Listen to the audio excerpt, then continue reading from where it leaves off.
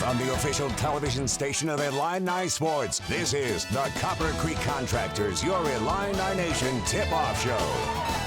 Another season of Illini Hoops is here. Both the men's and women's programs have plenty of potential. Brad Underwood and co. coming off that long-awaited trip to the second weekend.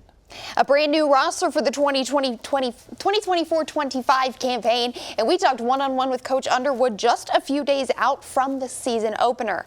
But the same can't exactly be said on the women's side. Lots of pieces back, heading into year 3 under Shauna Green. While year 2 didn't yield a second trip to the big dance, a strong end to the 2023-24 season gave the program its first ever postseason tournament title, bringing back a confident and experienced team. An exclusive with Shauna Green gets you ready for Illini Hoops. This is the Your Illini Nation tip-off show.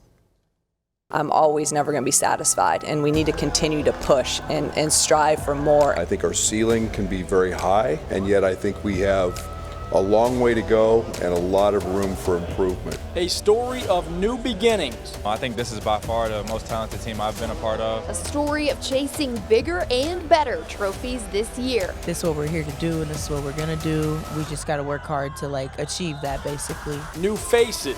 I had a dog here compete every day. Go do out there and do your job, which is to win. Homecomings. You're gonna see a leader, great defender, great shooter, and a really good energy guy. Legacies on the line. You don't want to leave it at the chance. So we did a lot of hard things, and we had to really grow together as a team. A pair of confident programs. We want to compete for championships, and we want sustained success. There's standards. I'm not afraid of that. I'm not afraid of expectations. I'm not afraid of the pressure. We're going to sprint towards that. And a whole bunch of passionate fans. It's basketball season in Champaign, Illinois, and the Your Illini Nation tip-off show starts now. Yeah, this means it's time. Season's here. Thanks for joining us here on the Your Illini Nation tip-off show. I'm Glenn Kinley, joined by Courtney Lane Brewer. We'll get to Tristan to recap the one exhibition game that has been played for the Orange and Blue. But let's get a look at the polls. The men's team unofficially 26th as the first team out of the top 25. That's behind Purdue, Indiana, and Rutgers. Underwood's team picked 4th on the Big Ten preseason media poll. The Illinois women also unofficially a top 30 team in the preseason. It was not one of the top 5 listed in the Big Ten preseason media or coaches poll. Let's take a look back. An unforgettable year for Illinois last year. As the 2 seed in the Big Ten tournament, Illinois received a double bye and beat Wisconsin 93-87 for the title. Then the madness began. Illinois, the 3 seed in the East, a big win over Morehead State in the first round, and an even bigger win in the second round over Duquesne. On to the Sweet 16 against 2 seed Iowa State. Illinois outlasting the Cyclones to advance to the Elite 8, but that's where it would end. Illinois falling to eventual national champions UConn 77-52 in Boston.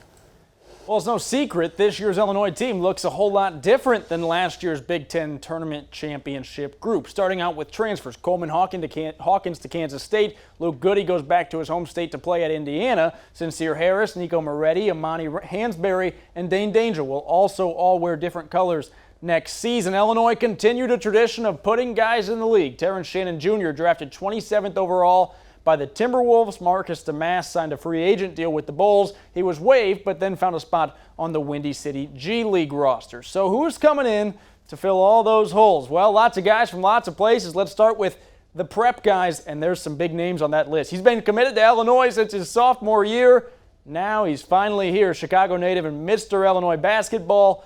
It's forward Merez Johnson. Elsewhere coming to Champaign-Urbana as the top recruit out of Canada, 5-star forward Will Riley. And another Illinois native joining the roster, Jason Jaxtis from Yorkville. It's not just from Canada, though. Illinois continues to cast a wide net with more international additions, including Croatian-born center Tomislav Ivisic and Lithuanian guard Kasparis Yakachonis. But it is 2024, which means the staff, of course, hit the portal hard this offseason with a whole bunch of newcomers who've already played some college basketball. Courtney, tell us more about that. 5 heavy hitters come out of the transfer portal. We'll go alphabetical order. We start Kerry Booth from Notre Dame, and coming back to his childhood hometown, Kylan Boswell out of Arizona. Love Kylan.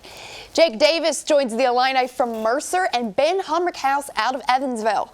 Last but not least, Trey White after stops at Louisville and at USC. Get in line. We'll go try to knock down the doors together, and you know, it'll be interesting to go on the road and see how guys react. But no, we've done it before, and again, those are the standards that we have here at Illinois men's basketball, and this group's been. They're confident. They're confident in their abilities, but I don't know what that translates to, and when we get smacked, and are we going to jump back up? The Illini were seemingly good at getting back up a year ago. They did not lose 2 games in a row in 2023-24. Now, Illinois fans have already gotten a sneak peek at this year's roster, a new look roster that is, when the Orange and Blue played an exhibition charity game at Ole Miss. They did lose that game, Tristan. Hopefully you're not hitting the panic button just yet, but we saw that this team's still a work in progress, but I guess probably every team is right now. Yeah, the Illini looked like a team with 10 new players. One of the key returners, Dre Gibbs-Lawhorn, leading the team in scoring with 15 points, including 3 of 6 from behind the arc.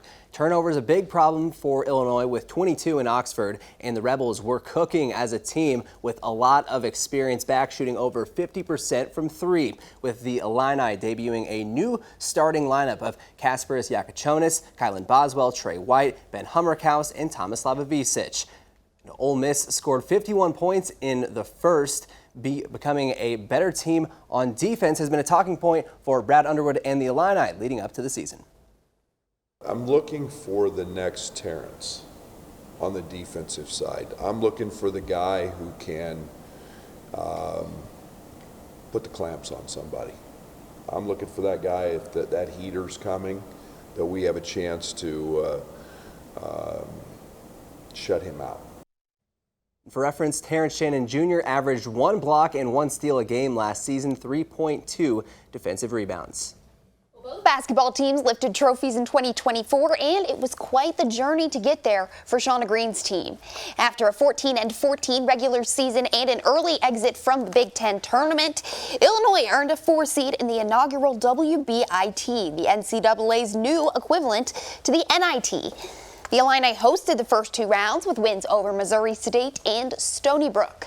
In the quarterfinals, they played Tulsa on the road, holding on for an 8-point win and a trip to the Final Four at Hinkle Fieldhouse.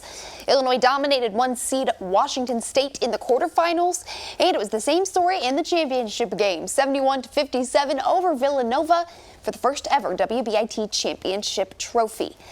Now, several members of the championship team will be back in Orange and Blue this year, and that includes 3 fifth-year players. Second-team All-Big Ten Kendall Bostic, WBIT All-Tournament Team Genesis Bryant, and WBIT MVP Makaira Cook. More on her player, but lots of newbies on the women's side, too.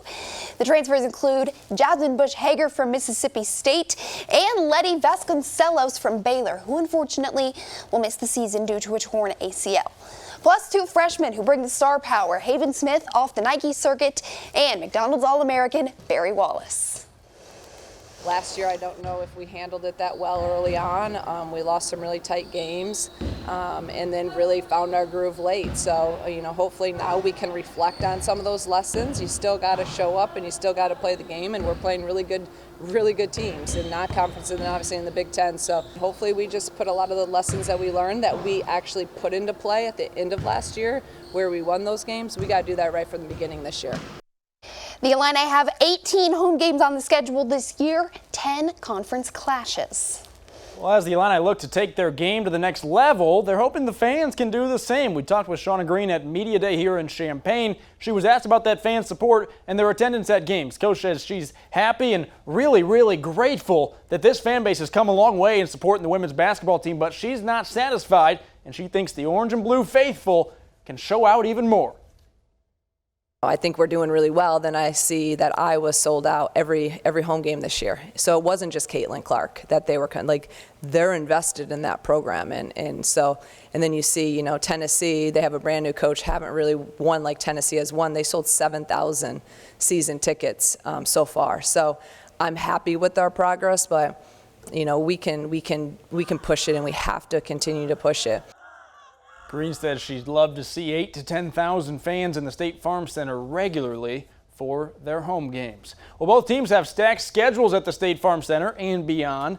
and the men's team especially. It starts when they travel to Birmingham for a neutral site game with number 2 Alabama. That's a Final Four team a year ago. A week later, another neutral site SEC game, number 16 Arkansas, meeting with Coach Cal in Kansas City.